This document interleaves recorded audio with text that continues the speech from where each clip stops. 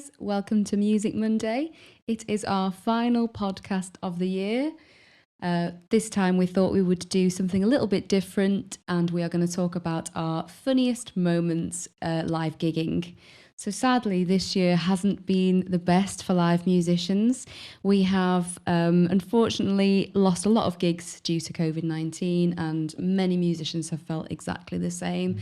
We know it's not the worst thing to happen, and there have been some awful things that have gone on this year due to the virus. One being that obviously a lot of people have lost work and a lot of business during this time. Thankfully, we have had our music school that has kept us going, which has been really, really great. But live music obviously has taken a huge blip. So what we thought we would do is finish the year on some nice high notes. We're going to look back on some of our funniest moments. So we're going to look back on giggles, mishaps, miscommunications and blunders. So yes, can you remember how many gigs we actually did in 2019? We did a fair few. I think probably average at least one a week, I would think. Is it? So it was 58 gigs in total that we did in 2019. Do you know how many we've done in 2020? It's definitely a lot less than that. We've done 2 in the past few months. Haven't we? So together this year we've only done 2 gigs. Now you did do a couple of other ones with other artists, didn't you? Yeah, at the beginning of the year I did a couple more, but not many even then. And the plan was obviously to do so many more with different musicians, as I was on maternity for the first 8 months of the year. So you had plans to work with a few different acts, a few different bands. Yeah, I had a couple that I was supposed to be working with and gigs booked in and everything, but unfortunately they also came to a halt. Yeah. So what we thought we would do is just focus on the positives, look back at the amazing things that we have, the amazing experiences that we have had, some funny moments. So I'll get the ball rolling. So the first one that I can think of is when we had a gig booked in Liverpool and you forgot the PA. And you love this story because... I do, because it's quite funny how it turned out at the end. But I may have forgotten. So we have... Which we need, for our live music. It is pretty important. Yeah, we had 2 gig bags at a time because we had 2 different setups. One where we had like a full setup, we bring everything. And then another one where it's like we're using the in-house system, so we only needed a few things. And I picked up the wrong bag. For this particular, I think I thought we were playing a different venue in Liverpool.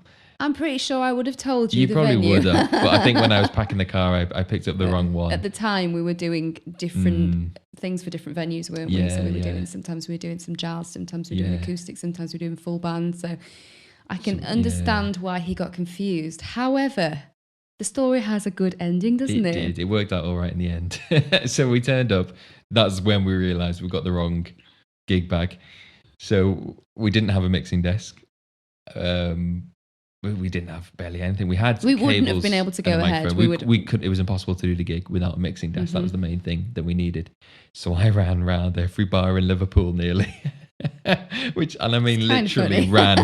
I know. From bar to bar. It was so stressful. It was. There's a guy walking past on the street. By this point, I was getting desperate, who had a guitar on his back, and I stopped him and asked him by any chance did he have a mixing desk on him, which he didn't, obviously.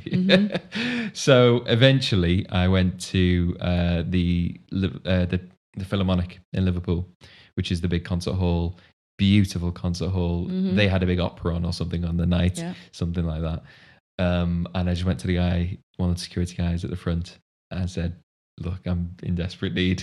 Can we speak to your tech department?" And he was so nice. He radioed for a manager. Manager then radioed for someone from their sound engineering department, who came to the front, spoke to me, and I explained, "I've forgotten the desk. We can't do a gig without it. Please, is there any way you can lend us?" And they were in nothing to do with the venue that we were gigging for. Or, you were a complete stranger. You walked in and asked to borrow gear. Yeah. I cannot believe that they lent it you. And they did. I know. So she went backstage and brought out this little mixer for us and a few cables. That was just so kind. It was brilliant. So we went, obviously I ran back to the venue.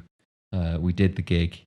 And then because she was so kind, we bought her a bottle of wine. She deserved And it. met her at the end again and passed the gear back. But yeah, so it worked out. So the Philharmonic have supported our music, which is nice. Yes, we have used gear from the Philharmonic, which you love that story, don't you? Yeah, You it just did love the work word out. Philharmonic, don't you? It's one of my favourite venues anyway.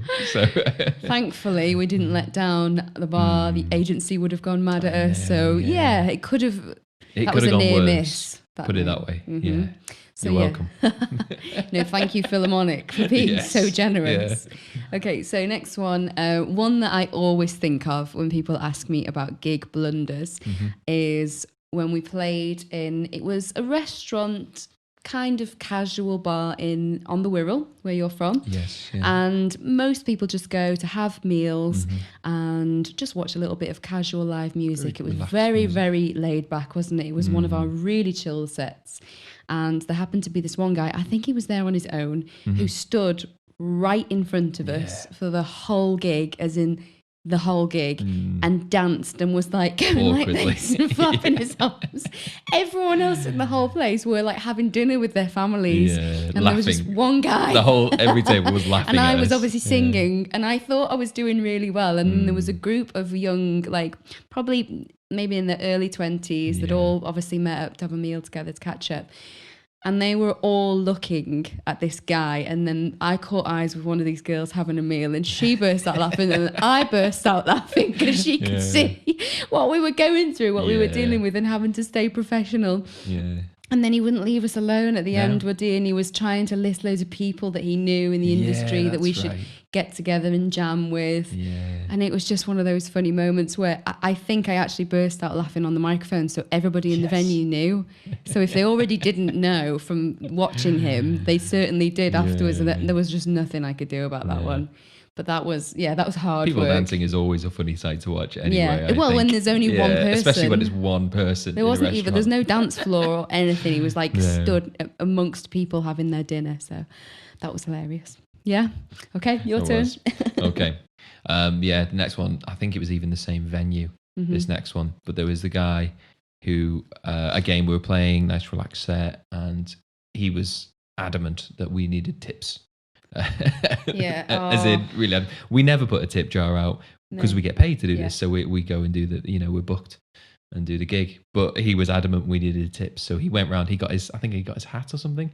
Yeah, he got either his hat or a friend's Someone's hat, and went round every table asking Again, for this tips. venue is where people have family meals. So it was just so like seeing like grandparents with their grandkids out having meals, and this drunk man comes over and is asking to tip the act, and it looked like we'd sent him. It did, because we were obviously watching him. That was so embarrassing. It And then was. obviously because this one we'd just booked it directly with the bar, so when you make an arrangement with them about getting paid, they don't expect you to ask for tips off the guests. you never would. It's some venues the venue will put out a tip jar. That's fine, but you wouldn't do that yourself. You're booked as an act to do it. So, but yeah, that was embarrassing. I And think he went round, and it was about 38 quid in the hat by the it? time that he'd been round. Yeah. And then he put it out in front of us, and then he was complaining at everybody because they weren't clapping and cheering at the end of each song, and it was so embarrassing. And then obviously the staff got involved, and we were saying, we haven't asked him to do this. Yeah.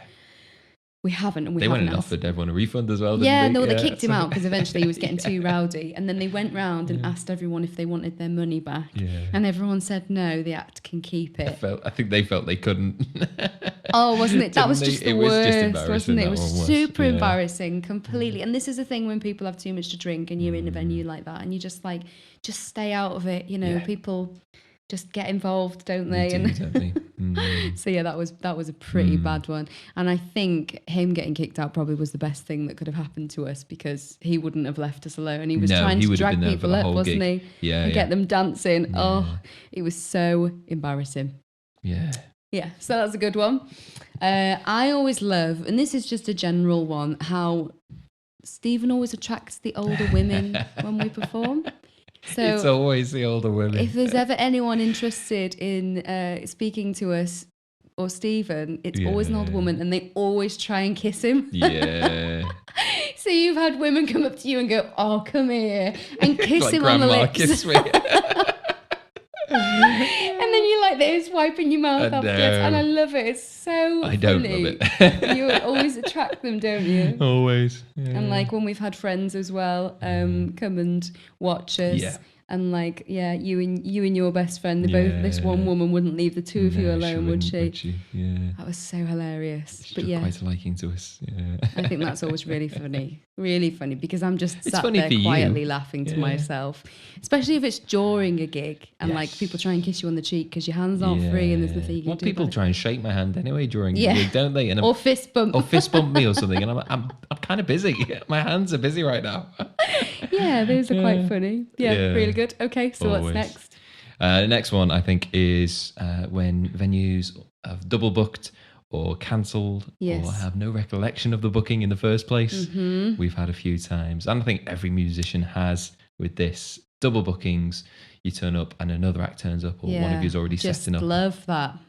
which is frustrating because you've made the effort, you've packed up all the gear, you've travelled. And normally we've travelled a decent distance, Yeah. haven't we? Usually. Usually, yeah. So that's just frustrating. We went over to Liverpool, didn't we? We went over for a Sunday afternoon gig. Yes. So we paid the toll. We paid for parking. Parking and everything. We'd obviously, left a bit where of we were drive. to get there on time, and then they were just like, "Oh no, sorry, it's a private function." Yeah, private function, no audience today. And it's Sorry. like, but we've just driven all this way. Yeah. You could have picked up the phone. I know. So A text, an email, annoying. anything would have been fine. They were pretty good. I think they paid us anyway. Yeah, didn't they were. But other venues have just like, no, got no recollection. Or, It's, yeah, like that one where the manager, yeah. he left and then Yes. didn't write down any of the bookings. Yeah. So yeah. then when we turned they up, said they were having it for a few weeks. They were having musicians turn up and they had no idea. Yeah. Yeah. So they didn't know. So that we had to split an evening between us and this Yes, 17-year-old lad. That's right, we did, yeah. And We then played had to half like, the venue, didn't we? Half the gig, rather, yeah. And then had to split the The fee as well. Yeah. So But, yeah. And then there was the one venue we turned up to and they're like, oh, we've just taken over this venue. Oh yeah. We've got no idea of any bookings. And to that one previous was owners. particularly bad because we invited loads of people to come and Yeah, watch. we did, We all yeah. went out for a meal first. We made a big thing of Yeah. it. And then we all walked down there all excited. And then they were like, yeah, no, sorry. Yeah. We don't know anything about it. And we No. were like, okay. Right, we'll go home then. Never mind. Sorry, everyone. Thanks all That for one coming is- for the meal. Yeah. But that's just annoying when that happens, Yeah. isn't it? But it happens. Yeah. I think every musician has had that happen to them. So Yeah. Well, considering those how many things. years we've done it for, it hasn't actually happened to us that many times, No. which is pretty good. 3 or 4 times, I reckon, hasn't it? When Which it is does all right. happen, it is frustrating. Mm. Speaking of that venue, that one where we had a group of people come along. Do you remember the first time we played there? Yeah. We, because obviously the first time you play in a venue, you want it to go well because they always gauge it on how much interest you get, otherwise, as to how you get whether you get rebooked or not. And we got there and it was kind of, because summertime, so the sun was still shining, it was early evening and no one was really out yet, were they? Yeah, that's right. And then It was a bit too early. I it was a think, little bit too the early. I booking think it for was that like one. 7 p.m. So it hadn't quite like livened up yet. But I want to say like fortunately for us, but actually it probably wasn't No. like a big busload of guys. I think they were on like a stag do or something, all Yeah. poured into the bar and all went absolutely crazy Yeah. dancing in front of us, which we thought, great. Okay, fab. Okay, This is picked looking up, good. great. The Yeah. bar obviously is watching. This is going to be Yeah. great. And then one of them, who was a little bit over enthusiastic, came right up to us and stood on the mic and broke the mic pushed it over, stand, and it yeah. fell over.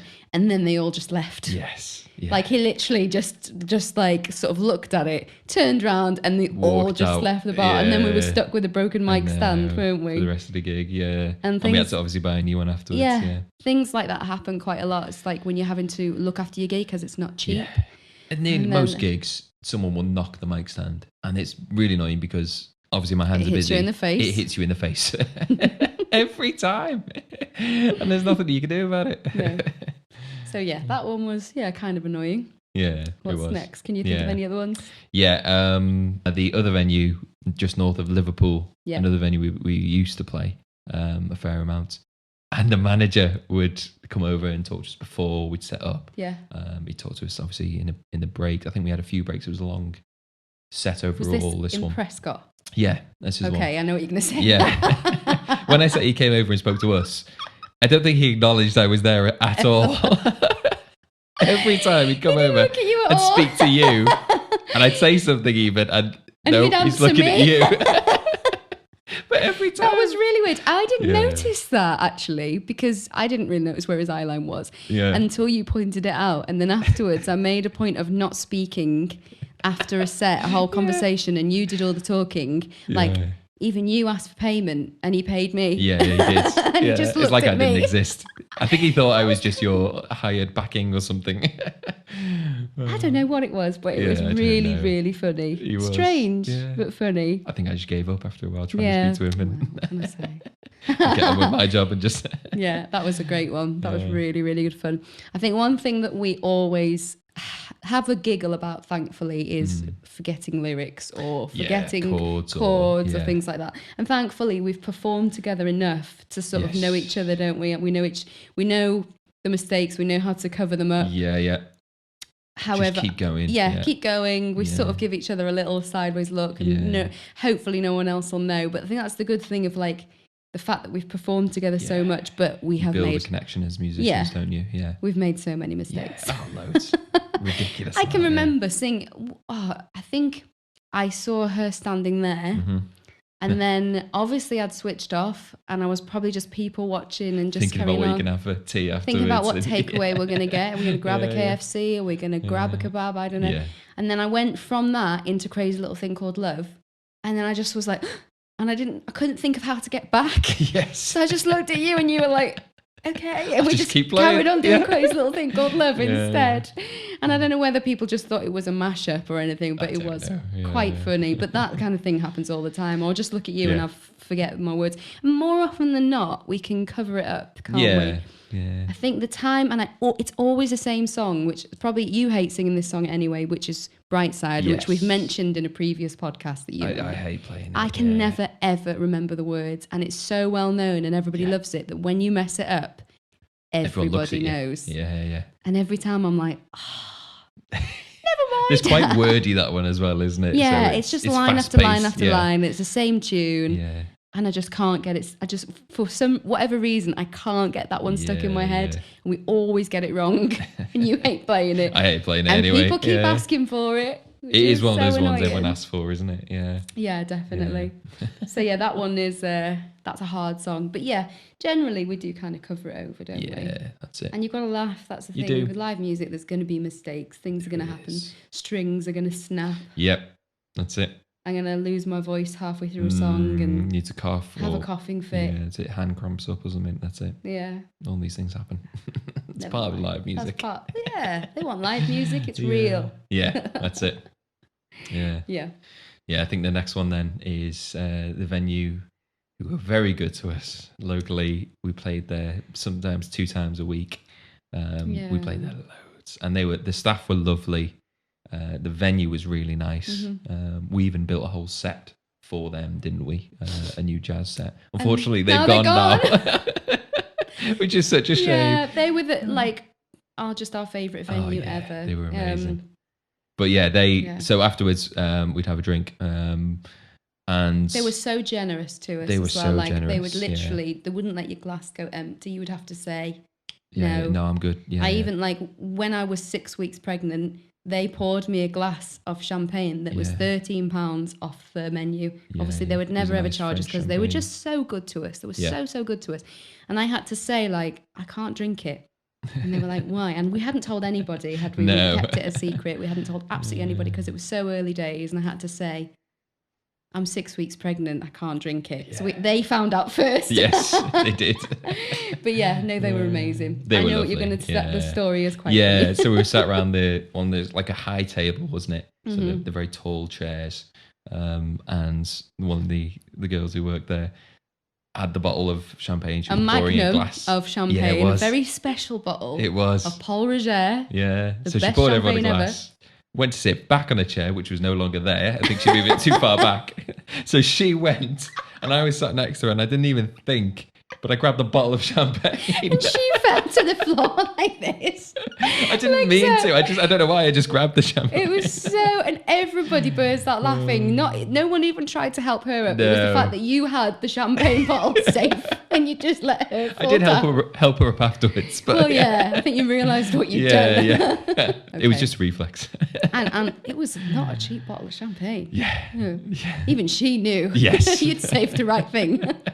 She didn't she? Yeah. Oh, and she was such a good sport. But yeah, that was pretty funny. So, okay, so that was one of our favourite venues. Okay, so one of the worst venues that probably, the worst venue we've ever played at, I think so, was in Denbigh. Yeah. Okay, so North Wales. We'd been sent there by someone who was, I wouldn't say he was an agent more than he was trying to be an agent. Yeah, he was trying to set up his own little agency, but he just wasn't very professional, was he? No, absolutely rubbish. And he kept sending acts to places that just didn't suit the venue. So we didn't know at the time. We were fairly new and we'd just got our acoustic set and it was quite chill because we were playing mainly in restaurants. Yeah. And we got there and it was a little nightclub in Denbigh. Yeah. With like 16-year-olds all drinking Wicked Blue. It was all pitch black with just a few lights. Was big as well. Massive. Yeah. We were on a stage and we were doing like Ain't No Sunshine. And we brought a little speaker that we used to bring in for a restaurant. It sank. It literally, I don't think anyone clapped. Everyone just stood there looking at us like, why are they here? And even the manager was like, look, it's not your fault. I keep telling him to send me bands. Why is he sending it? Like, we arrived and he went, you two want acoustic? And we were like, yeah. And he went, why has he sent you? Yeah. Great, thank you. I'm really looking forward to Confidence this booster. Yeah. Yes, that was pretty I think we only did awful. half a set, didn't we? And the guy was like, look, I'm going to pay you, but let's leave it there kind of thing, wasn't Yeah, he? and we were relieved. Couldn't wait to get out of there. So yeah, that was pretty bad. Yeah.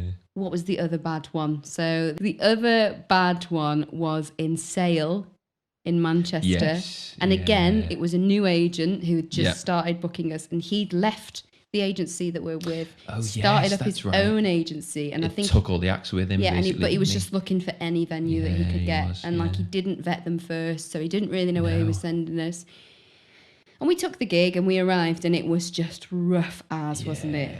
Like really, it was a nice pub. They'd done it up really nicely, but I don't know if the area was just rough or what. We didn't feel safe the whole time, and also they were obviously the people had drunk quite a lot. They were almost quite aggressive. They were asking to get up and sing. Now, normally we can't really let people get up and sing because it becomes a free-for-all. It becomes karaoke. And you're contracted not to most agencies and things. The bar hates it because it'll clear, if the people can't sing, it'll clear the bar. Which they always can't sing. And normally when we say, we can't let you, we're contracted not to, people will leave you alone. But this one guy, and he was quite aggressive, wasn't he? And you could see him, like he came up to us and asked to sing a song. We wouldn't let him. And we watched him walk around everyone in the bar and complain about us to every single person, so that all were watching us as if we were like the problem. We wouldn't let him do it, So then, trying to win the crowd over. Yeah. Wasn't it so hard? In the end, we just let him get up. I was like, do you know what? Come and sing this song. The end of the night, wasn't it? Yeah. And then he messed it all up, and then he was even more annoyed. So we just like, let's just get out of here as quick as we can, get the money and go. Wasn't it? It was. But I think that kind of taught us as well to always make sure we ring ahead and check what a venue's like before we take a venue. Yeah, look at them online first. You live and learn, don't you? Indeed. Yeah. Yeah. That's it. Okay, so what's next? Okay. The next one then is, again, I think it was in Manchester again. I think it was in Media City. Mm-hmm. Oh, yeah. And was that Botanist? Yes, I think it was a Botanist. Yeah. It's a really nice venue. Yeah, lovely venue. Yeah. Kind of restaurant/bar, isn't it? But it's really nice mix of people go there. So we turned up to this gig. We're setting up. I think there was a football match on or something. Mm-hmm. So we were waiting for that to finish. Yeah. So we were just setting up, kind of taking our time. And there was this guy started talking to us. Nice guy and all. Very nice guy actually. He started chatting to us. I really like. I can't remember what the song was. He was like, I really like this song. Will you play it? And I can't remember if it was a song we didn't know or we said we would and we play it later on. But I think I made a joke or something like, it's 20 quid per song, kind of thing. And he paid it. Yeah. And I was joking. And we were doing 3 sets. So it was stretched over the evening and we hadn't played the song. And the poor guy, he was an older guy, he had to get his bus. So he'd paid us 20 quid to play a song. You'd taken it and then he had to leave. I We didn't know. even. We didn't were even like, play it in time. oh, that was mean. I didn't mean to. That was kind of cruel. And I'd said to Yeah. her, we don't know the song, we'll have to give it back to him. And Yeah, then the poor yeah. man had had And to he get his left before person we'd gone even home. been able to. Was it a song we didn't know? Is that what it was? I can't or- remember whether I think we did know the song and it was in our set, but it was for the third set. Yeah, And a because really it lively one. wasn't, it was quiet in there. We didn't want to peak too soon, so I think we'd said, well, we'll put it in the second set. Yeah. And then the poor man left, and he didn't get his song Poor bloke. that he'd paid for. If I see him again, I'll give him his 20 quid back. I think you ought to. I think that would be the gentlemanly thing to do. How do you sleep at night? How do you? I didn't mean to. It's just I didn't think he was leaving so soon. No. Well, I can always think as well, like one thing I try to do is get Stephen more involved in gigs. So it's no secret that I've been trying to get him to sing more for the past And we should probably 8 or 9 years. I can't sing. He can sing. He can sing. You've got a I've good got no voice. training or anything. I'll do backing singing. I'm fine with that. When you know what the tune is, you can sing really well. You've got... But I like to follow your voice. When you don't know what the tune is, I don't know how you can get it quite so wrong, to be honest.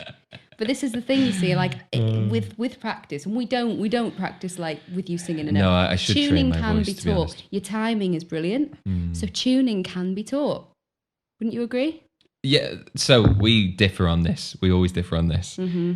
I think timing is far easier to train than tuning. No. Because that's what I do all the time. You have to have rhythm. No, you don't. No, you can train rhythm. No. And that's what I do all the time. I never really train tuning that much because it's not needed If so you much. can't hear the tune and you don't know that you're going wrong. Yeah, you do need a certain amount of tuning, definitely. Yeah. But it's easier to teach the rhythm. You just I get a don't think so. metronome and you work at it. Yeah, but how long can you have you wouldn't see a singer on a stage with a metronome. No, like, you wouldn't. on a But plenty stand have next to click it. tracks in their ears and things. Then you're always having to count. Yeah. But you should be counting all the time. It shouldn't be that difficult. It should become second nature. See, this is where we differ. It should be second nature, but you should also be counting. And if you can train tuning, I just think tuning, I think tuning is easier because you just have to train your ear and like to hear a note and be able to identify whether that note's right or wrong. Yeah. But rhythm is something that you feel. Like, No, you don't have to. Well, you should feel it. Yeah, definitely. Yeah. But it's still mathematical. But what if you're not mathematical? Well, I'm not mathematical. You only need to count to 4. And yet it's still so difficult. I know. I don't know. Well, anyway, nonetheless. yeah. So we're trying to get Stephen to sing more and try to hold his own tune. Harmonies are something that are very difficult because you have to. That's what I really struggle with, harmonies. Give me a unison, I'm fine. So what we wanted to do is get Stephen singing some songs on his own so I can have a bit of a break because singing for 2 or 3 hours straight is exhausting on the vocals. And I thought if you can do 1 or 2 songs, that gives me a little bit of a break. So anyway, you didn't want to do it. So what I decided to do, we'd been practicing a song. He knew the song really, really well. And I did need the toilet. So I just said... What did you do? I just left. You just walked off mid-set. Yeah. And I had to sing. And then you had to sing. I was the only musician as well. It wasn't like there was a band that we could improv with or anything. And how did it go? I just had to sing and play on my own. Hide behind no one. Exactly, when you got no one to hide behind. It wasn't what the do best. you say? Pressure makes diamonds. Yeah, I You suppose. thrive under pressure. Yeah. And the good thing about this venue is you can still hear the musicians when you're in the toilet. So when I'd gone to the toilet, I could any room hear you're you in, singing and playing, and I could tell you were nervous, but I don't think anyone else would have been able to. Okay, so the next one after that then, I think, is the fan mail we received after doing a gig. So we did a gig this one night. Yeah. Did the full gig, and then we had an email set up for our band, and we received an email. And it was a lovely email, and it was really complimentary, saying about how much they enjoyed us, and they didn't think that other people appreciated that's us as much as we needed to be appreciated. And then there was this weird sentence in there, or weird to us, saying, "You don't normally see people like you on the X Factor." And I thought, well, that's quite a nice thing to say, a bit odd. But then we realised someone had been on the X Factor the same night. Only because somebody messaged us and said someone with the same band name as us, a duo, had gone on. And then this person has gone and researched the band and found us and sent us their fan mail, basically saying they thought we're the best thing on it, and we were like, "Oh, that's so nice." Lovely. Oh. And they took time to email us and everything. And then we realised, and then everyone obviously was telling us because it was the same band name. Yeah. And we were like, do we email them back and let them know that the people Did we in the end? I can't remember if we did. I honestly can't remember. I don't think we did. No, I can't remember. I think I didn't now. want to burst their bubble too much. Yeah. Just say thank you. Yeah, thanks, guys. Yeah. Never mind, eh? Yes, that was hilarious. It's good publicity.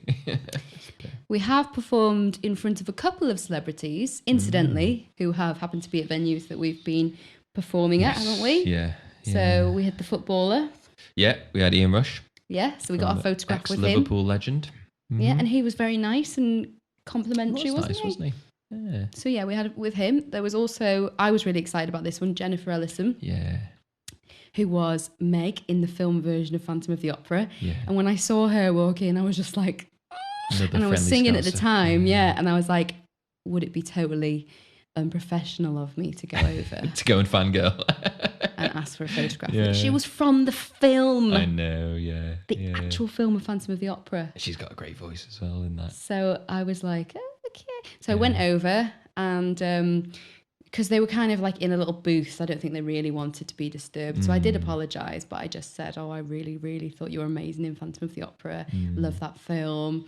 And she said, oh, yeah, were you the singer? You got a belting voice. Yeah. She was nice, wasn't she? She was dead nice. Yes. I was like, oh, thank you. So have you. And got a photograph with her. And I mean, Scousers are always mega down to earth, aren't they? So she didn't really. She was, wasn't she? She didn't was have lovely. any airs and graces or anything like that. But I loved that. And then a funny one, we were in our local venue, the one that we loved that is no more. And Russell Kane was in there having a drink with quite a few friends. Now, I couldn't, for the life of me, think of who he was. I couldn't think of his name. I recognised him. We knew he was a comedian, but we hadn't really ever watched any of his stuff or anything. He came over to us after we'd finished the set and asked if he could borrow a chair. And he was like, is this chair spare? And I said, are you Alex Kane? That's because before he came over, I said to you, that's that comedian Alex Kane, isn't it? Was that you Yeah, that said it was that? me. I said to you. So he came over to you and said, can I take that chair? Great, thanks. And then you said... And I went, are you Alex Kane? And he went, that's a new one. Yeah, it's close enough. I think Alex Kane is a musician, isn't he? I don't know. I thought I was being confused. really smart by saying it anyway. Yeah. So he was a good sport about it. He was, yeah. And then he yeah. went off to join his table, and we didn't ask for a photograph because I think he wanted to be with his mates just in... Yeah, and I was embarrassed that I'd given him the wrong name. A celebrity doesn't want to be given the wrong name, do they? So that was quite Close enough. But nonetheless, he was at one of our gigs. That was he good. was, yeah.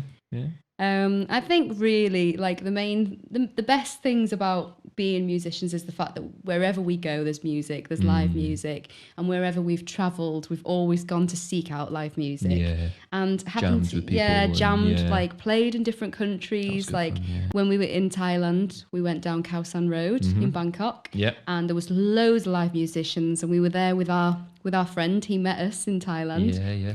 And the three of us were just sat having some drinks, and there was two musicians who were amazing. They were good, weren't they were so good. They're always amazing, I think, over in Asia. They Musicians, aren't they? incredible. And it's everywhere in a few of the places we've been in Asia. Every venue, every bar, every restaurant. They've all got live music, and they're always really good. They are. Like you can sit down, you know they're always going to be super talented. Yeah. And we asked them if we could get up. I think Craig did.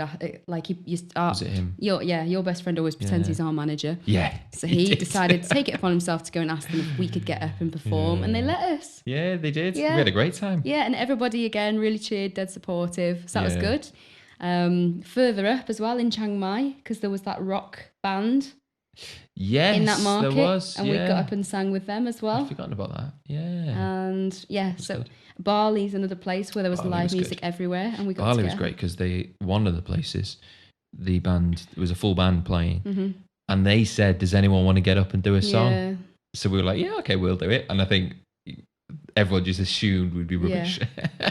So we had a great time. We got up, we played a song with the band, and they were fantastic because I just said, "Right, we're doing this. It's in this key. Yeah. Ready, 1, 2, 3, 4, and just go straight Was into that in it." Seminyak? Yeah, Seminyak. So I can't really remember. I know we got up, but I can't. So did they play with us? They played with us for that one. Yeah. I can't remember that, but yeah, I can remember There us was a doing few Superstition. But yeah, that was Seminyak. Was that, was one that we had? There was really nice cocktails with the marshmallows on them. I don't remember them. I remember that. I don't remember who we played with. No, but it was the band, I remember, because the band were very talented. Oh, yeah. But they are. They always are. They did that song, they might not have done it in the key we did it. So it was great that they were just able to go for it straight away. They were good. Yeah. No, amazing music. Mauritius as well. We got up and performed. I got up and sang. Did you play? Oh, that's right. No, I didn't that night because it was a piano player. They didn't have a guitar. Oh, right. Okay. So it was a piano player, a drummer, and a bassist. Yeah. And then so you got up and sang with them. Yeah. They were brilliant. I think they must have all been sort of resident musicians who get thrown together every night. Yeah. Because there'd be a different singer and they'd have a songbook. And different musicians even. And they'd just be like, oh, do you know this? Do you know this? And they'd just play. And that takes they must have an talent. Agency. Just said, right, learn a set list. Here's all the music. And then every night they'll just say, right, you're going to that bar, you're going to that bar, you're going to that bar, and so on. And they must be so good at what they do to be able to do that, and they've not even jammed. Exactly, to vibe with different musicians is, you need to connect with the musicians. So yeah, and so I got up and I think I sang Adele, Rolling in the Deep. Yeah. And then and when it came to the part, and obviously none of us knew when it goes, you're gonna wish you. Yes. It's up to the singer to decide when you break back into it, and they really like chilled out, and they followed my lead. They were very good. And like it was just they're just so clever. They are. Like I was really, really impressed by them, the fact that they could just do that and follow and then just know to go back in. That's it. Yeah, amazing. Okay, so my favourite one I think was Venice, and because we got the whole restaurant involved. That was brilliant. So much fun. Do you remember that night? Yeah, that was very good. And Venice, I mean, it was good fun because everyone was singing along, and there were so many different nationalities as well. So everyone would start a song from their nationality or something. There was Canada, and then another. It was Spanish, like a comedy sketch. Like the table next to us were Americans. They got chatting to us. We'd said that we were musicians, and they insisted that I sing. The tables were very close. It's Venice, so everything's very close. And then they nudged the table behind, who was Spanish from Madrid, and said, "Oh, listen to her sing." Yeah. And then they were like, can me sing? No. They thought they were asking them to sing. So then they went into a Spanish song.